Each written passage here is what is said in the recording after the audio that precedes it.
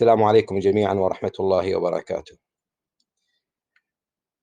لطالما سمعنا من المخالفين الاتهامات الباطلة، ولا يكاد أن ينتهي ذلك القول منهم. كل سنة يرددون هذه الأكاذيب والافتراءات على الشيعة، أن من قتل الإمام الحسين هم شيعته، أن من خذل الإمام الحسين هم شيعته، وهذه والله الذي لا إله إلا هو أنها كذب وافتراء لا يؤيدها لا الدين ولا النقل ولا الواقع. سوف نثبت إن شاء الله في هذه الحلقة القصيرة أن من قتل الإمام الحسين هم من الطائفة المخالفة التي سارت على درب وسنة أبي بكر وعمر وعثمان، بل أن من قتل الإمام الحسين فيهم من يترضى عليه إلى اليوم، وفيهم من يؤخذ منه الدين إلى اليوم، وسوف نثبت ذلك بالدليل الصحيح وبالنقل الواضح الذي لا لبس فيه ولا يختلف فيه أحد. قبل ذلك نذكر شيء من حال الكوفة في زمن الإمام الحسين عليه السلام. هل كانت الكوفة في ذلك الوقت كما يروج الأعداء والخصوم أنها كانت شيعية؟ هل كانت في ذلك الوقت الكوفة الشيعية كما يقول الأعداء والمخالفون؟ يذكر الطبري في تاريخه رسالة كتبها اللعين يزيد إلى عماله، يقول: وكتب إليه معه، يتكلم عن مسلم بن عمرو الباهلي وعبيد الله، فكتب إليه معه: أما بعد، فإنه كتب إلي شيعتي من أهل الكوفة. يزيد يقول عليه اللعنة: كتب إلي شيعتي من أهل الكوفة. إذن شيعة الكوفة هم شيعة يزيد، وليس شيعة أمير المؤمنين أو الإمام الحسين عليه السلام، بل كانوا شيعة يزيد. يقول يزيد: كتب إلي شيعتي من أهل الكوفة يخبرونني أن ابن عقيل بالكوفة يجمع الجموع لشق عصا المسلمين، فسر حين تقرأ كتابي هذا حتى تأتي أهل الكوفة فتطلب ابن عقيل إلى آخره. فهذا يزيد يقول أن أهل الكوفة في ذلك الوقت كتبوا إليه وهم شيعته، شيعة يزيد. نعرج على مصدر آخر لابن تيمية يذكر حال أهل الكوفة في ذلك الوقت. يقول ابن تيمية في منهاج السنة الجزء السادس الصفحة 135، يقول: وروى ابن بطة عن شيخه المعروف بأبي العباس ابن مسروق: حدثنا محمد بن حميد حدثنا جرير عن سفيان عن عبد الله بن زياد عن حدير قال: قدم أبو إسحاق السبيعي. أبو إسحاق السبيعي ولد في خلافة عثمان ومات سنة 129 هجرية، ويتكلم عن حالة حدثت بعد استشهاد الإمام الحسين. بعد استشهاد الإمام الحسين قدم أبو إسحاق السبيعي الكوفة، قال لنا شمر بن عطية: قوموا إليه، فجلسنا إليه فتحدثوا، فقال أبو إسحاق السبيعي: خرجت من الكوفة وليس أحد يشك في فضل أبي بكر وعمر وتقديمهما، وقدمت الآن وهم يقولون ويقولون لا والله ما أدري ما يقولون. بدأ التشيع بعد ذلك الوقت. فإذا في زمن الإمام الحسين كانت الكوفة في غالبها من الطوائف المنحرفة متعددة الطوائف، بل فيها من غير المسلمين حتى. كان في الكوفة هناك أديان غير إسلامية. نذكر مصدر ثالث من كتب السنن، سنن أبي داود،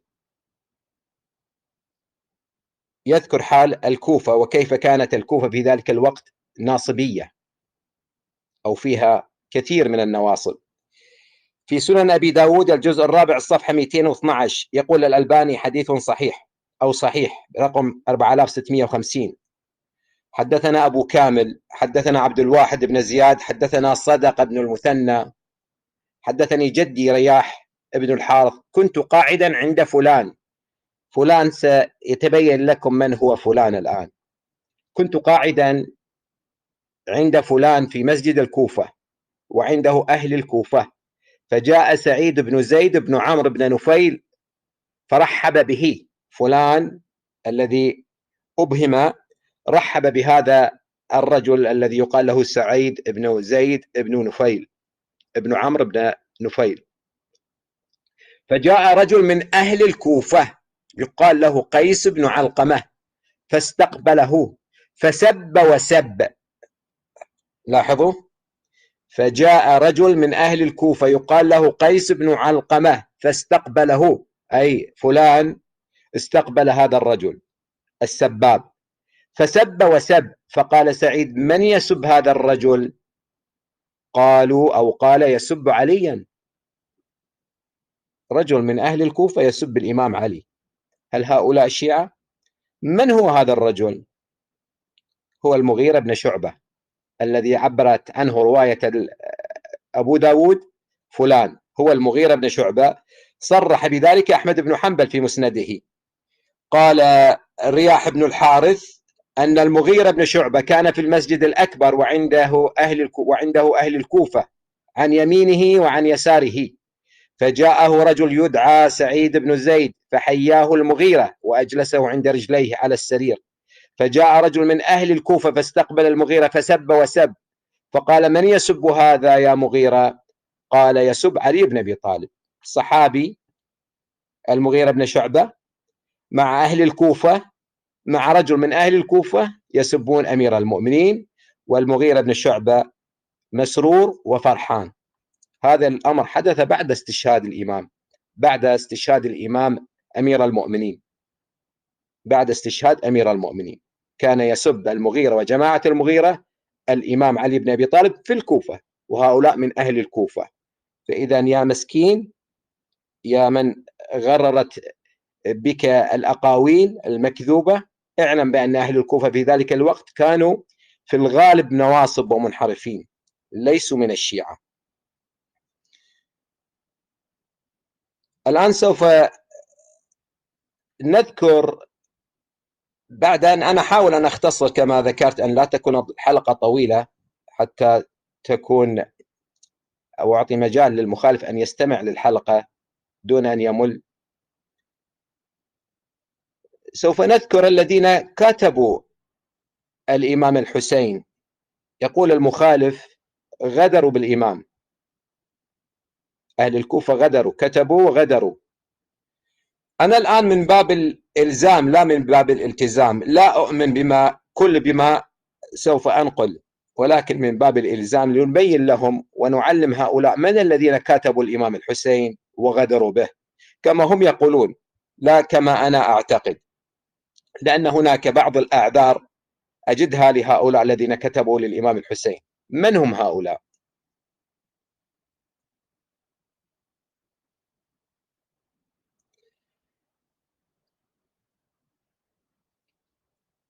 نأتي إلى ترجمة أحد الصحابة، له رواية في صحيح البخاري وهو صحابي بالاتفاق. نقرأ روايته من صحيح البخاري، الرواية برقم 3282. يقول: عن سليمان بن صرد: كنت جالسا مع النبي صلى الله عليه وآله ورجلان يستبان. إذن الرواية في صحيح البخاري، أنا لا تهمني الرواية بقدر ما يهمني أن سليمان بن صرد هو من الصحابة، لأنه يقول: كنت جالسا مع النبي صلى الله عليه وآله. إذن الرجل هذا من الصحابة. لنرى ماذا يقول علماء السنة في ترجمته. ابن كثير في كتابه جامع المسانيد ماذا يقول؟ يقول: سليمان بن صرد بن الجون بن منقذ بن ربيعة بن أصرم بن ضبيس بن حرام بن حبيشة أو حبشية بن سلول بن كعب بن عمرو بن ربيعة إلى أن قال كان من أول من سكنها وكان اسمه يسارا فسماه رسول الله صلى الله عليه وآله سليمان. هذا إثبات ثاني أنه صحابي. الرسول غير اسمه من يسار إلى سليمان. وكان ممن شهد مع علي مشاهده، وكان من الفرسان الشجعان الأجواد الأنجاد الأمجاد، وكان ممن استدعى الحسين، الإمام الحسين عليه السلام كتب إلى الإمام الحسين إلى الكوفة، فلما قتل الحسين ندم كل الندم، والمسيب ابن نجبة ومن اتبعهم. إذا الذي كتب إلى الإمام الحسين وخذله كما أنتم تعتقدون هو صحابي. أرجع وأقول نحن لا نلتزم بكل شيء في كتب أهل السنة، ولكن هذا من باب الإلزام.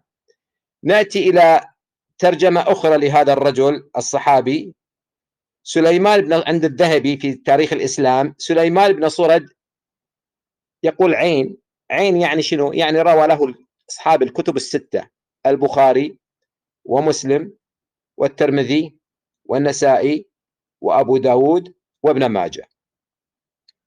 له صحبة ورواية من صغار الصحابة، وروى أيضا عن أبي بن كعب إلى أن قال وكان صالحا دينا من أشراف قومه، خرج في جماعة تابوا إلى الله من خذلانهم الحسين. إذن الذين خذلوا الإمام الحسين عندكم صحابة.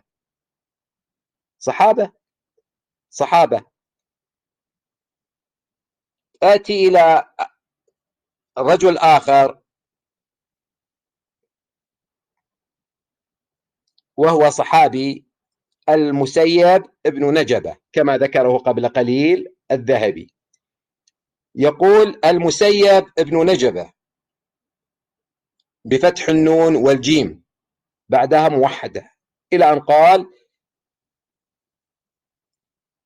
يقول روى عن النبي صلى الله عليه وآله، فقال روى عن النبي، قال العسكري روى النبي عن النبي صلى الله عليه وآله وسلم وليست له صحبة. قلت وروايته عن علي في الترمذي. وقال ابن سعد كان مع علي في مشاهد وقتل يوم عين الوردة، إلى أن قال قتل مع سليمان بن صرد في طلب دم الحسين سنة 65. قلت وكان سبب ذلك أن يزيد بن معاوية لما مات وتفرقت الآراء، إلى أن قال إلى أن ذكر آخر الترجمة له. هذا الرجل ذكرت مصادر السنة أنه ممن كتب إلى الإمام الحسين، وذكرت قبل قليل كلام الذهبي في ترجمة سليمان.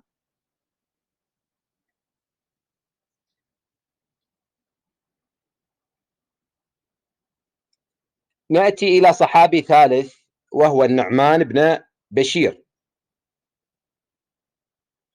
نذكر أول شيء إثبات صحبته.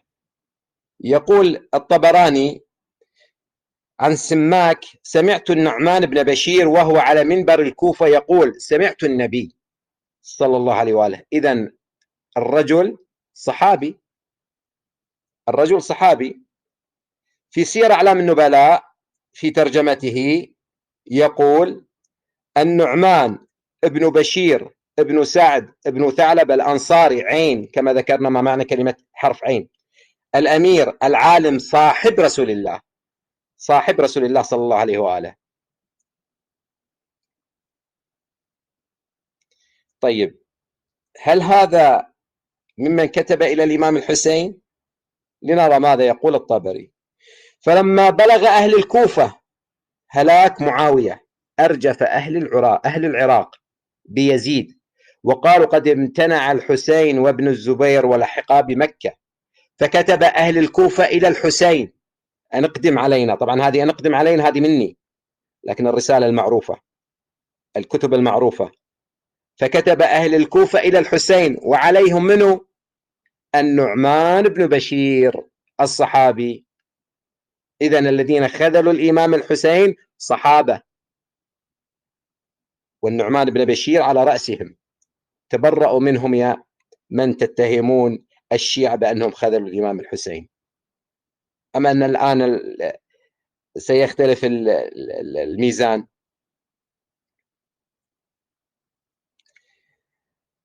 طيب إذن تبين أن أهل الكوفة أولا أن كان في ذلك الوقت هم أغلبيتهم من أهل السنة من أتباع أبي بكر وعمر كما قال ابن تيمية وغيره. وتبين أن الذين كتبوا إلى الإمام الحسين وخذلوهم صحابة، كما قلت ليس من باب الالتزام وإنما من باب الإلزام. الآن سوف نبين من الذين شاركوا بدم الإمام الحسين. نبدأ إن شاء الله بذكر الأسماء، وكل يوم أو كل يومين أذكر اسم أو اسمين حتى لا أطيل. نذكر ترجمة رجل. في مسند أحمد بن حنبل يترجم أو يذكر رواية عفوا لرجل يقال له عبد الرحمن بن أبي سبرة الجعفي،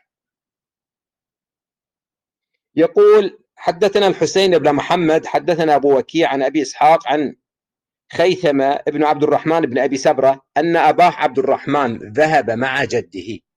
أباه عبد الرحمن، حطوا خطين تحت عبد الرحمن، ذهب مع جده إلى رسول الله صلى الله عليه وآله، فقال له رسول الله صلى الله عليه وآله: ما اسم ابنك؟ قال: عزيز. فقال النبي صلى الله عليه وآله: لا تسميه عزيزا ولكن سميه عبد الرحمن. إذن هذا الولد صحابي أم ليس بصحابي؟ صحابي. مما يثبت أنه صحابي رواية أخرى عند البخاري في التاريخ، يقول عبد الرحمن بن أبي سبرة حديثه في الكوفيين. قال محمد بن العلاء حدثنا يونس بن بكير حدثنا إسماعيل بن زربة أو زربة عن الشعبي حدثني عبد الرحمن بن أبي سبرة: كنت مع أبي حين أتى النبي صلى الله عليه وآله فبايعه وبايعته. إذن صحابي وبايع النبي مع أبيه. واضح؟ أكو إشكال؟ نذهب إلى ابن حجر إمام أهل السنة في مثل هذا الفن. قوله حدثنا خيثمة بفتح الخاء إلى أن قال هو ابن عبد الرحمن بن أبي سبرة بفتح المهملة وسكون الموحدة الجعفي لأبيه ولجده، أي لهذا الابن، ليس له للابن، للأب عبد الرحمن، ولجده صحبة.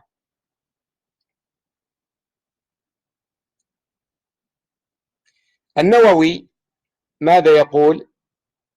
قال بعض الحفاظ: وليس في الصحابة من يكنى أبا خيثمة إلا اثنان، أحدهما هذا والثاني عبد الرحمن بن أبي سبرة الجعفي. اثنين بس من الصحابة يكنون بأبي وكنان بأبي خيثمة، واحد منهم عبد الرحمن بن أبي سبرة الجعفي.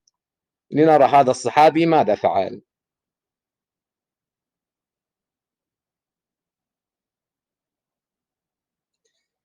يذكر ابن الأثير في تاريخه،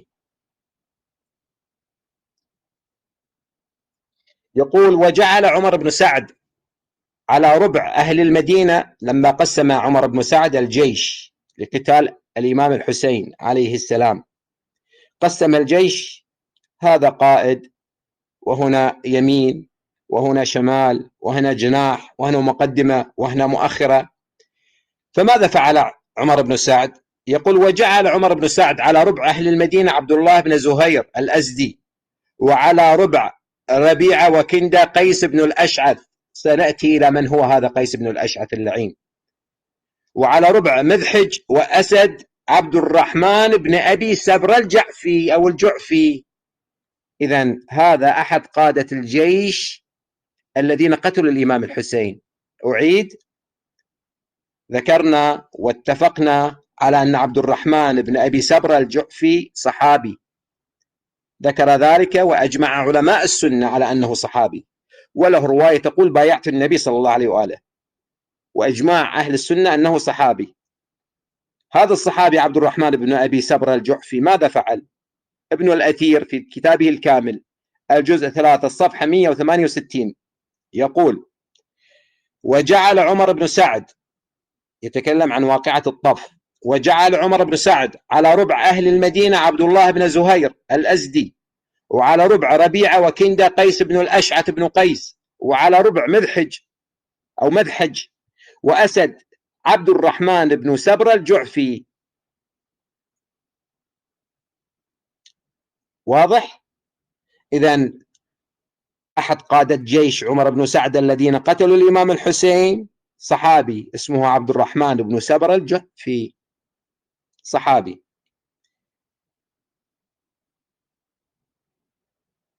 قال الطبري في تاريخه عن عمرو الحضرمي، الجزء الخامس الصفحة 422، يقول عن عمرو الحضرمي قال لما خرج عمر بن سعد بالناس كان على ربع أهل المدينة يومئذ عبد الله بن زهير بن سليم أو سليم الأزدي، وعلى ربع مذحج وأسد عبد الرحمن بن أبي سبر الجعفي، وعلى ربع ربيعة وكندة قيس بن الأشعث بن قيس إلى آخره.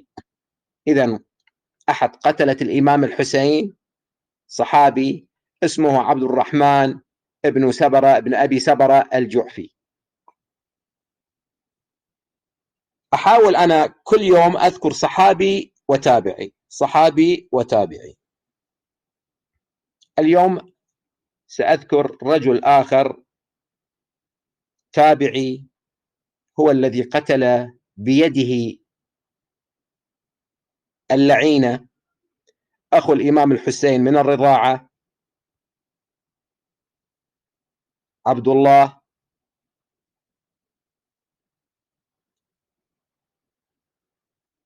ابن يقطر. الإمام الحسين يقال أن كانت أم هذا الرجل عبد الله رحمة الله تعالى عليه ورضوانه والسلامة، كانت أم هذا الرجل مع الإمام الحسين في لما استشهدت الزهراء أو قبل استشهاد الزهراء في حياة النبي صلى الله عليه وآله، فتربى هذا الطفل مع الإمام الحسين عبد الله بن يقطر. أرسله الإمام الحسين ليتقصى أخبار مسلم. من هو هذا الرجل الذي قتل هذا أخو الإمام الحسين من الرضاعة؟ طبعا اختلف، حتى أكون دقيق، اختلف في عبد الله بن يقطر هل هو أولا بالباء أم بالياء، بقطر أم يقطر، واختلف هل هو أخو الإمام الحسين من الرضاعة أم فقط هو من أصحاب الإمام الحسين. كل هذا لا يقدم ولا يؤخر فيما سوف نذكر، المهم أنه من أصحاب الإمام الحسين، من رسول الإمام الحسين للكوفة.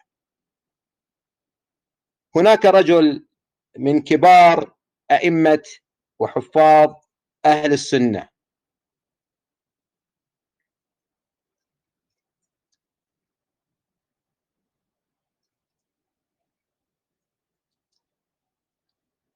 يقال له عبد الملك ابن عمير اللخمي القبطي. احفظوا اسمه، عبد الملك ابن عمير اللخمي القبطي.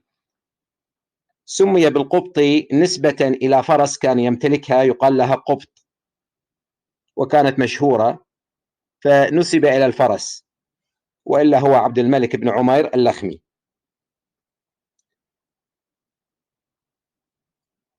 للبخاري في صحيحه ومسلم في صحيحه قرابة 100 رواية عن هذا الرجل، أو أكون دقيق أقل من 100 رواية، ربما 70 75 رواية. له قرابة 400 رواية في الكتب الستة اللي هي الترمذي والنسائي وأبو داود وابن ماجه والبخاري ومسلم، 6 كتب، له مئات الروايات في هذه الكتب. عبد الملك ابن عمير اللخمي.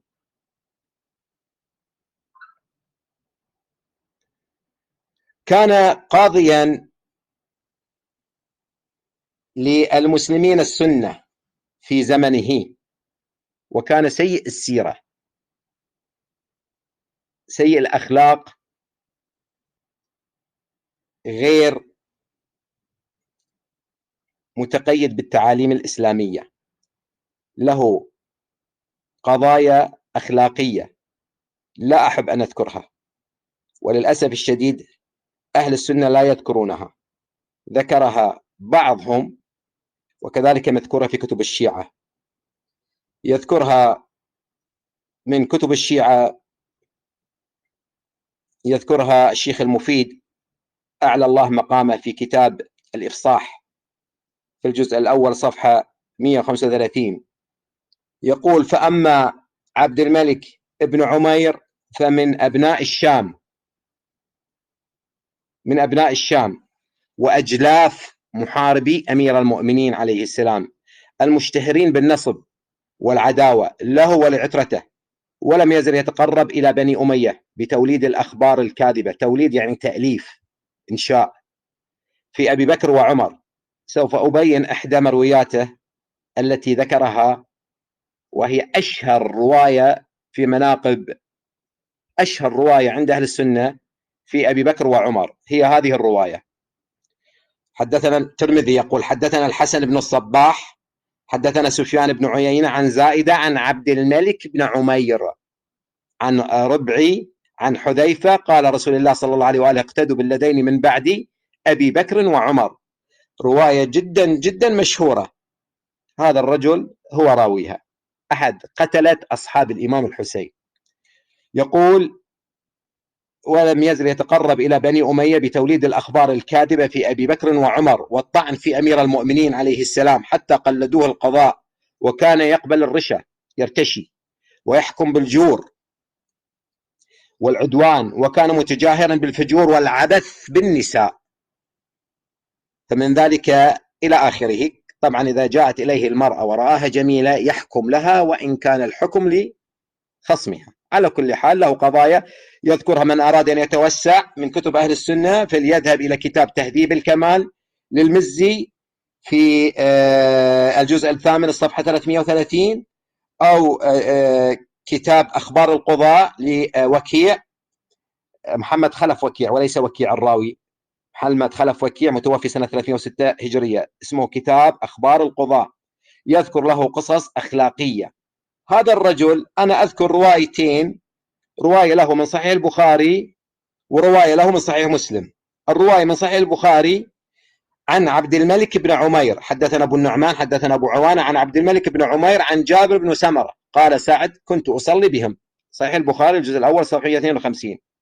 من صحيح مسلم رواية أخرى مغايرة، يقول: عن عبد الملك بن عمير عن عبد الله بن الحارث سمعت العباس يقول: قلت يا رسول الله إن أبا طالب كان يحطك وينصرك فهل نفعه ذلك؟ قال: نعم، وجدته في غمرات من النار.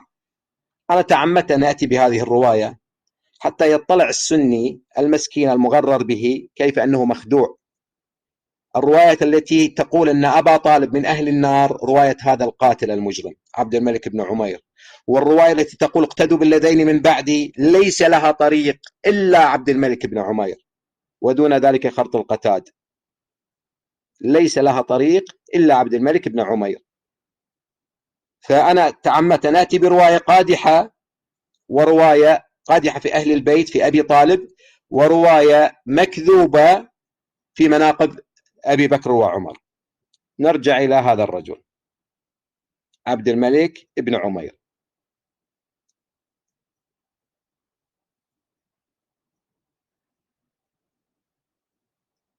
المبارك فوري يقول: وعن عبد الملك بن عمير، قوله وعن عبد الملك بن عمير